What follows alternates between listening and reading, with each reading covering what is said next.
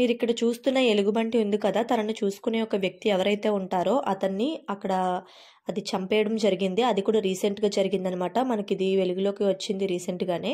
So, ఇది మనకి news పేపర్‌లో అండ్ న్యూస్‌లో కూడా చెప్పారు. ఖాళీ ప్రదేశం వలన ఏంటంటే ఆయన చనిపోయేటప్పుడు అతన్ని చంపేసేటప్పుడు ఆ అరుపులనేవి కూడా ఎవరికీ వినిపించకుండా అయిపోయిందంట. సో, ఇదైతే ఆయన ఆ గేట్ ఓపెన్ అయ్యి ఉండడం చూసుకోలేదనేసి అంటున్నారు. ఎంతవరకు నిజమో మనకు తెలియదు. బట్ అది ఆయన చంపేయడం చాలా బాధాకరమైన విషయం. ఇక్కడ మనకి నీటి ఏనుగులు అయితే ఉన్నాయండి. వాటిని చూడండి అండ్ ఫుల్ వీడియోని చూసి మన వీడియో నచ్చితే లైక్ చేసి సబ్స్క్రైబ్ చేయండి.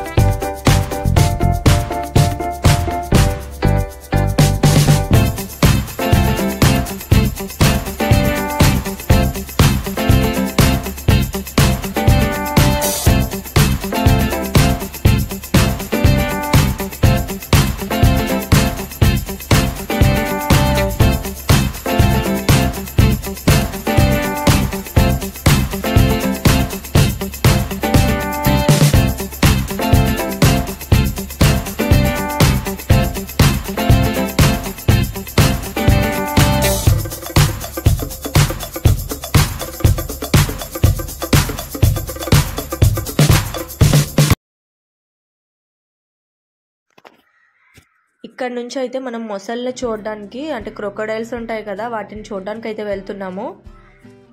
మీరు ఇక్కడ చూసారా, వాటివి కూడా అసలు ఏం మూమెంట్ లేదు, ఎక్కడవక్కడ అలా పడిపోయి పడుకున్నట్టు ఉన్నాయన్నమాట. మీకు కనిపిస్తున్నాయి కదా. చూడడానికి అయితే చాలా చిరాగ్గా అనిపించింది నాకు వాటిని. అవి వీడియోలో మీకు ఎలా కనిపిస్తున్నా నాకు తెలియదు, కానీ చూసేటప్పుడు మాత్రం చిందరవందరగా ఎక్కడ చూసినా అవే. అన్నింటిలో మనకి క్రోకోడైల్స్ వాటి పిల్లలే ఎక్కువగా ఉన్నాయి.